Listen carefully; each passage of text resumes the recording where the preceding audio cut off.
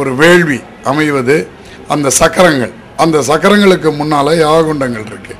எந்த சக்கரம் எப்படி வரையணும், அந்த சக்கரத்தை எளிய முறையில் அம்மா சொல்கிறதுல சதுரம், சாய் சதுரம், முக்கோணத்தை வர, அறுகோணத்தை போடு, டைமண்ட் வடிவத்தில் போடு அப்படின்லாம் சொல்கிறப்போ எல்லாரையும் ஐங்கோணம் அப்படின்னு சொல்லுவாங்க. அந்த மாதிரி சொல்கிற ஒவ்வொரு முறைகளையும் எளிதாக புரிந்து அதை வரைந்து அதற்கு நேராக எப்படிப்பட்ட யாககுண்டம் வேணுமோ அந்த யாககுண்டத்தையும் அம்மா சொல்கிறாங்க அமைக்கிறது எப்படின்னு. அந்த யாககுண்டங்களை அமைத்து அதிலிருந்து செய்கின்ற வேள்வி, அதில் போடக்கூடிய பொருள்கள் என்னென்ன அப்படிங்கிறதையும் அம்மா சொல்கிறாங்க.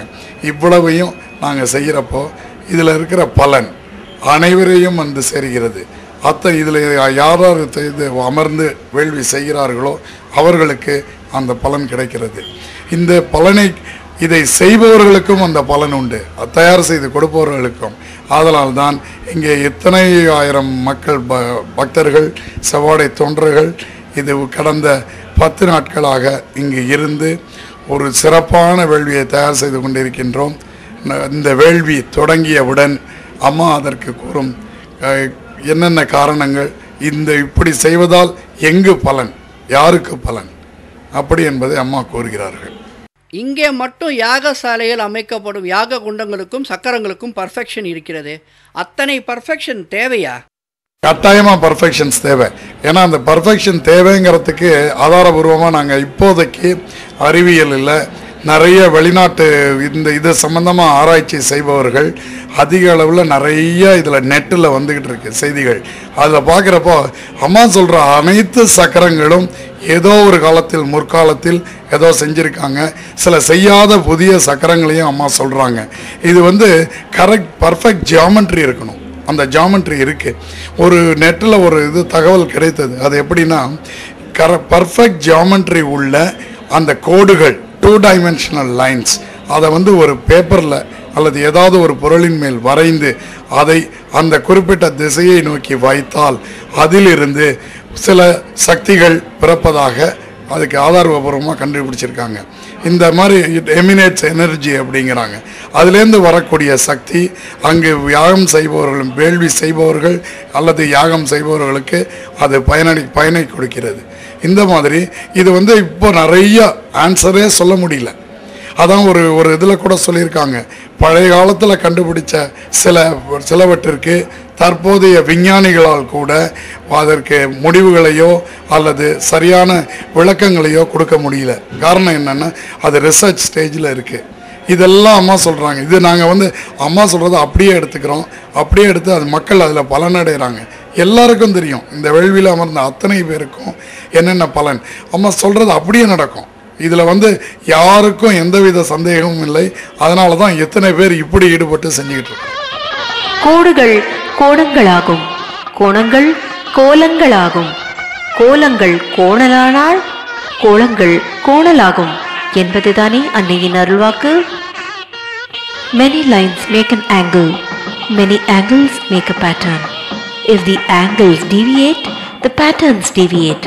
If the patterns deviate, the planets deviate.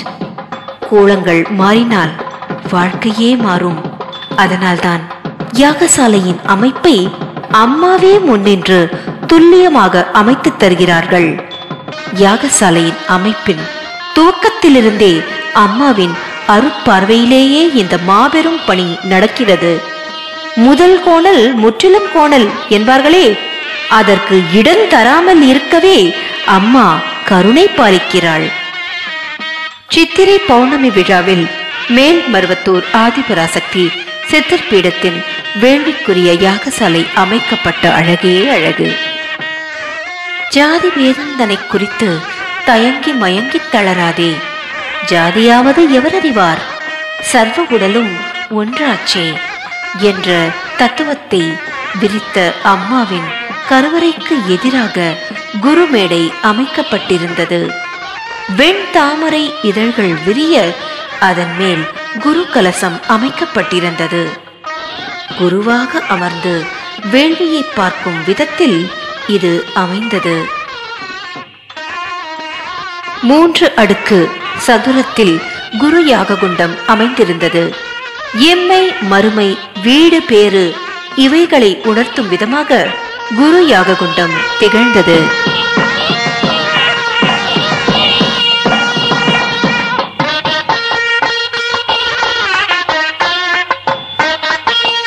ஒன்றின் மேல் ஒன்று அடுக்கி வைத்ததைப் போல் நட்சத்திரத்தை தாங்கும் அறுகோணம்.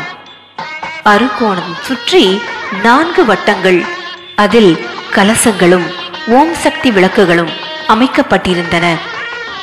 அருள் திரு அம்மா, வட்ட வடிவில் ஆகாயத்தை காட்டுகிறாய், அறுகோணத்தில் காற்றை காட்டுகிறாய். எங்கள் வாழ்வுக்கு காற்று, வளத்திற்கு ஆகாயம் என்பதை நாங்கள் புரிந்திடவா தாயே இந்த பிரதான சக்கரத்தின் வடிவம்? கருவறைக்கு எதிரே அமைக்கப்பட்டிருந்தது நவக்கிரக மேடை. நவக்கிரகங்களின் குணங்களுக்கு ஏற்ப நிறங்களும் நவதானியங்களும் அமைக்கப்பட்டு அருள் மனம் பரப்பியது. சூரியன் சிவப்பு நிறம் கோதுமையால் சூழப்பட்டிருக்கிறது. சந்திரன் வெள்ளை நிறம் நெல்லால் சூழப்பட்டிருக்கிறது. செவ்வாய் சிவப்பு நிறம் துவரையால் சூழப்பட்டிருக்கிறது. புதன் பச்சை நிறம் பச்சை பயிரால் சூழப்பட்டிருக்கிறது. குரு மஞ்சள் நிறம் கொண்டை கடலையால் சூழப்பட்டிருக்கிறது. வெள்ளி வெள்ளை நிறம் மொச்சை பயிரால் சூழப்பட்டிருக்கிறது. சனி கருப்பு நிறம் எள்ளால் சூழப்பட்டிருந்தது. ராகு கருநீலம் உளுந்து பயிரால் சூழப்பட்டிருந்தது. கேது பலவண்ணம் கொள்ளுப்பயிரால் சூழப்பட்டிருந்தது.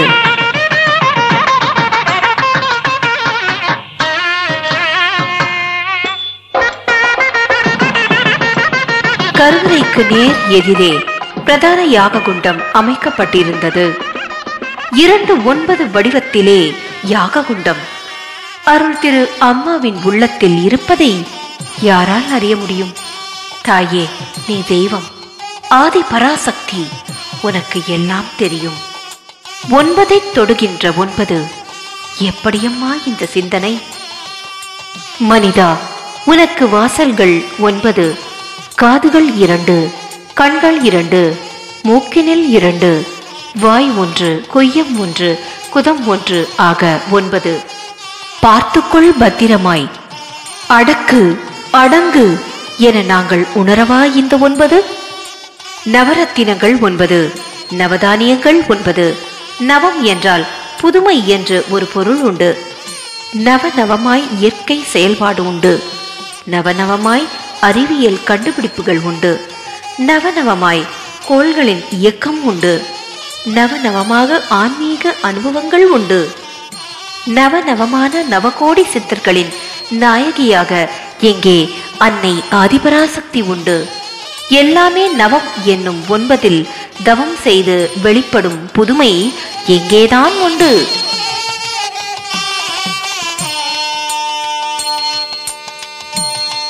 புற்று மண்டபத்தின் எதிரில் 2 நட்சத்திரங்கள் ஒன்றை ஒன்று உள்ளடங்கிய வண்ணம் அமைக்கப்பட்டு அதன் உள்ளே எண்கோணம், அதன் உள்ளே அறுகோண சக்கரம், ராஜராஜேஸ்வரி கலசம் அமைக்கப்பட்டு கலசங்கள் சூழப்பட்டு ஓம் சக்தி விளக்குகள் வைக்கப்பட்டிருந்தன. புற்று மண்டபத்தின் எதிரே 10 கோணங்கள் தாங்கிய 10 யாக குண்டங்கள். தாயே, ஞானிகள் தேகத்திற்கு 10 தீட்சைகள் என நிஜானந்த போதம் கூறுகிறது. ரோமத்வாரம் வழியே வியர்வை கசியும். முத்தோஷமான வாத பித்த கபம் தோஷம் நீங்கும். பழைய கெட்ட உதிரம் கசியும். சர்ப்பம் தோலுரிப்பது